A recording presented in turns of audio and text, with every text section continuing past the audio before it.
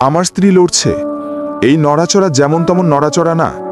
এবার আমি আমার স্ত্রীর সাথে মিলন করলে যেভাবে নড়াচড়া করে ঠিক একই রকম নড়াচড়া করছে। হঠাৎ আমার ঘুম ভেঙে গেল। আমি ঘাড় ঘুরিয়ে এদিকে তাকালাম। একে সেভাবে নড়াচড়া করছে কেন?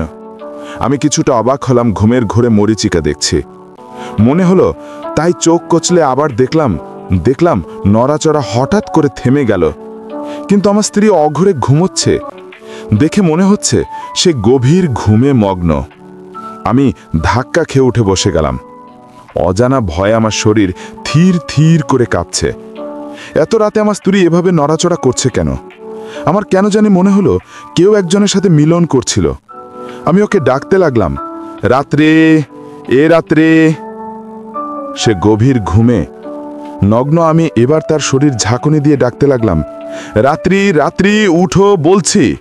আমার ঝাঁকুনিতে সে লাফ মেরে উঠে বসলো। হাঁপাতে হাঁপাতে বলল, কি হয়েছে? এভাবে ডাকলে কেন? তুমি এভাবে নড়াচড়া করলে কেন? সে কিছুটা অবাক হয়ে বলল, আমি আবার কই নড়াচড়া করলাম? আমি স্পষ্ট দেখেছি তুমি ঠিক যেভাবে নড়াচড়া করছিলেন, যেভাবে আমি মিলন করলে নড়াচড়া করো। তোমার কি মাথা ঠিক আছে কাফি? আমি কেন শুধু শুধু ওভাবে নড়াচড়া করব? দেখো, এত রাতে তোমার সাথে কারো করতে ইচ্ছা করছে না। তুমি ঘুমাও না ঘুমোলে ড্রয়িং রুমে গিয়ে টিভি দেখো।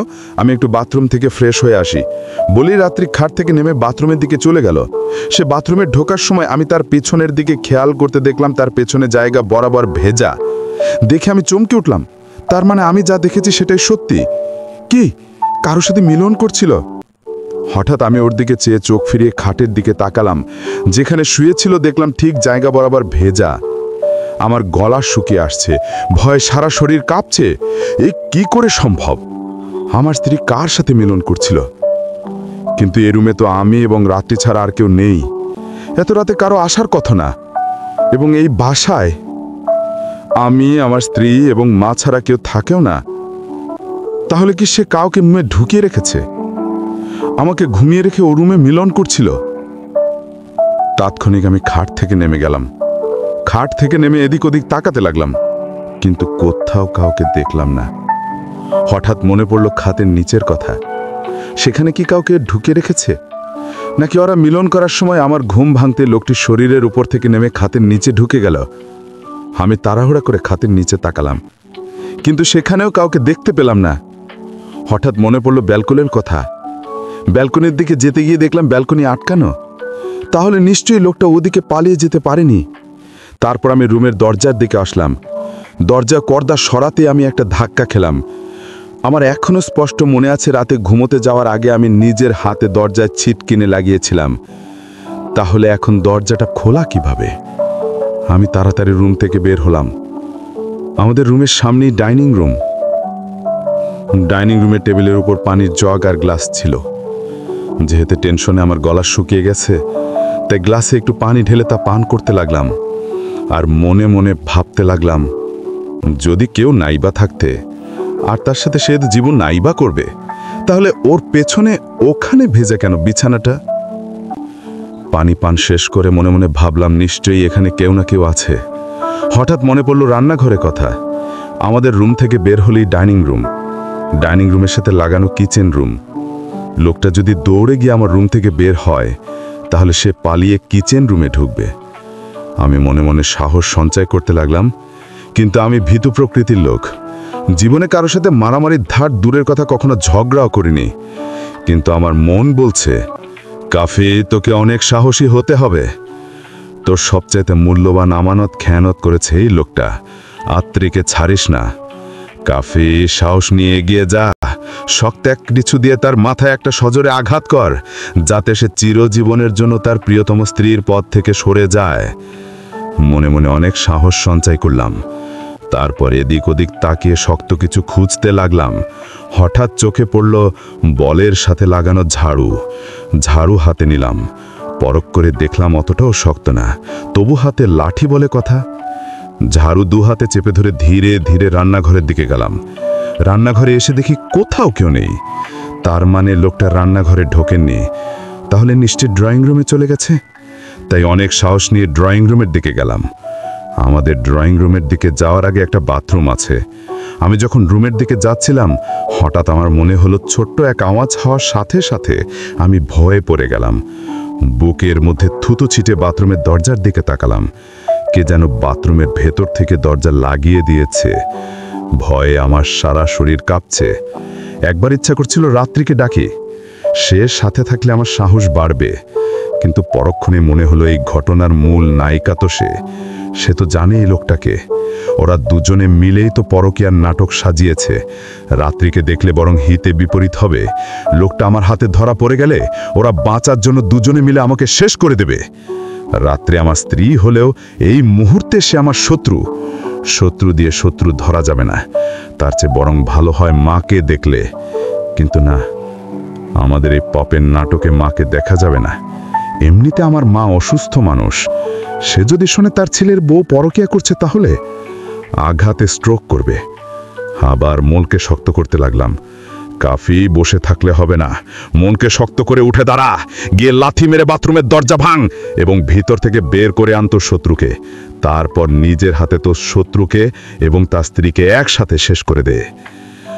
আবার মনকে প্রশ্ন করলাম, স্ত্রীকে কেন শেষ করব? সে তো আমার স্ত্রী।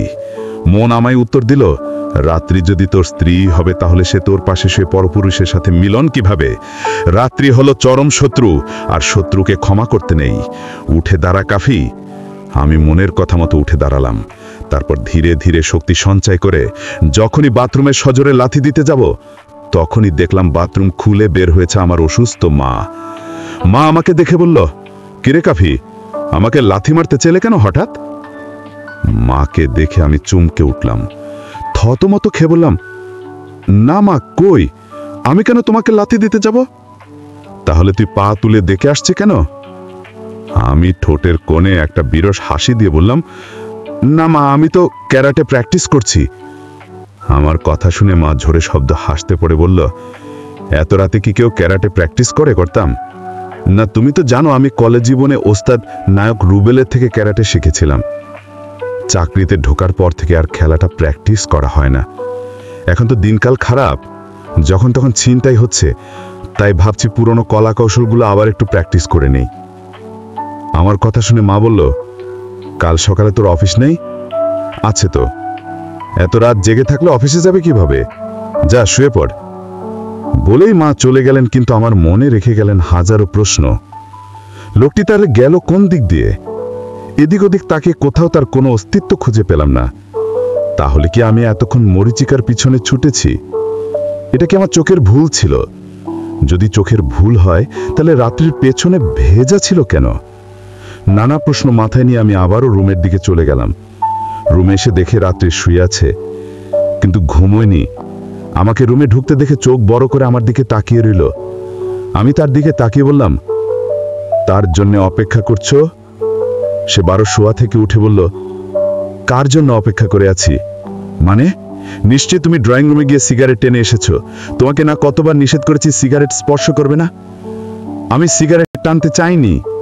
তাহলে এতক্ষণ কোথায় ছিলেন? আমি তাকে কিভাবে বলি যে আমি এতক্ষণ ধরে তার সেই পরকীয়া প্রেমিককে খুঁজছি? যেহেতু আমি লোকটাকে হাতে নাতে ধরতে পারিনি, সে তো রাত্রি স্বীকার করবে না, অহেতুক ঝামেলা বাড়বে। তাই তাকে বললাম পানি পান করতে গিয়েছিলাম এতক্ষণ ধরে। এবার মেজাজটা খিটখিটে হয়ে গেল, তাই চেঁচিয়ে বললাম, পানি পান করতে গিয়ে টাইম লিমিট করে দেওয়া আছে নাকি? আমার মন চেয়েছে, তাই অনেকক্ষণ বসে বসে পানি পান করেছি। আমাকে উত্তেজিত হতে দেখে সে আর কোনো কথা না বাড়িয়ে শুয়ে পড়ল। আমিও একরাশ টেনশন এবং হাজারটা প্রশ্ন মাথায় নিয়ে তার পাশে শুয়ে পড়লাম। পরদিন সকালবেলা অফিসে এসে আমার অফিস রুমের চেয়ারের উপর বসে মনে মনে ভাবছি, গতকাল রাত্রে লোকটা কোন দিক দিয়ে পালিয়ে গেল, নাকি ওটা আমার মনের ভুল ছিল? আচ্ছা, ভালো কথা, রাত্রির পেছনটা তো স্বপ্নে দেখে বুঝতে পারে। যেমনটা আমরা পুরুষের ঘুমোলে, ঘুমের ঘোরে খারাপ স্বপ্ন দেখলে পণ্যের কাপড় ভিজে যায়, তাহলে কি গতকাল রাত্রেও খারাপ স্বপ্ন দেখেছিল? আচ্ছা, মেয়েদেরও কি হতে পারে? যখন আমি চেয়ারে হেলান দিয়ে বসে বসে কথাগুলো ভাবছিলাম, এমন সময় অফিস রুমে একটি ফাইল হাতে প্রবেশ করলো আমার কালিগ জোনাকি। জোনাকির সাথে আমি খুবই একেবারে বন্ধুর মতো কথাবার্তা বলি। জোনাকি আমার পাশের চেয়ারে বসে বলল, কি ব্যাপার কাফি, কি ভাবছো? কিছু না, কিন্তু তোমাকে দেখে তো খুব টেনশন মনে হচ্ছে। একবার মনে মনে ভাবলাম জোনাকিকে জিজ্ঞাসা করব মেয়েদেরও হয় কিনা, কিন্তু শব্দটা কেমন যেন বিশ্রী।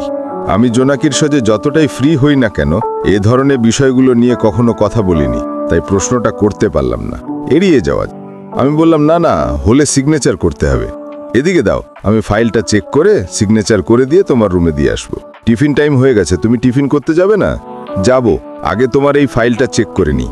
আচ্ছা ঠিক আছে, তুমি ফাইলটা সিগনেচার করে আমার রুমে নিয়ে এসো, তারপর দুজনে একসাথে টিফিন করতে যাব। বলেই জোনাকি আমার অফিস রুম থেকে বেরিয়ে গেল। আমি ফাইলটা হাতে নিয়ে আবার গত রাত্রের কথা ভাবতে লাগলাম। আসল সত্যি কি গত রাত্রে কেউ আমার রুমে এসেছিল, নাকি রাত্রির স্বপ্নদোষ হয়েছিল? কিন্তু আমি যে স্পষ্ট রাত্রিকে নাড়াচাড়া করতে দেখছিলাম। আচ্ছা, মেয়েদের সবসময় কি ওরা এভাবে নাড়াচাড়া করে? কিছু মাথায় ঢুকছে না। না, বিষয়টা জোনাকির থেকে জিজ্ঞাসা করতেই হবে। তাই ওর ফাইলটা হাতে নিয়ে চেক না করেই তাড়াতাড়ি কয়েকটা সিগনেচার করে দিলাম। তারপর ফাইলটা হাতে নিয়ে জোনাকির রুমের দিকে গেলাম। জোনাকি রুমে ঢুকতেই দেখলাম জোনাকি মোবাইলে তার হাজবেন্ড কানুনের সাথে কথা বলছে। আমাকে দেখে বলল, কানুন এখন রাখছি, কাফি ফাইল সিগনেচার করে নিয়ে এসেছে, আমি তোমাকে কিছুক্ষণ পরে কল দেব, বলে মোবাইলের লাইনটা কেটে দিল। তারপর আমার দিকে তাকিয়ে ফাইলটা হাতে নিয়ে বলল, এত তাড়াতাড়ি চেক করা হয়ে গেল? চেক করে আর কি হবে, তোমাকে তো আমি বিশ্বাস করি। তারপরও আমার কোথাও ভুল হতে পারে। না, তোমার কোনো ভুল নেই। আচ্ছা জোনাকি, আমি তোমার কাছে একটা বিষয় জানতে পারি কি? কি বিষয় বলতে আমার লজ্জা লাগছে, আবার না বলেও পারছি না। আহা কাফি, তুমি আমার বন্ধুর মতো বন্ধু, তার ভেতরে এতটা বর্ডার থাকা উচিত নয়। বলো তুমি কি জানতে চাও? আচ্ছা, তোমাদের কি বলতে যাব?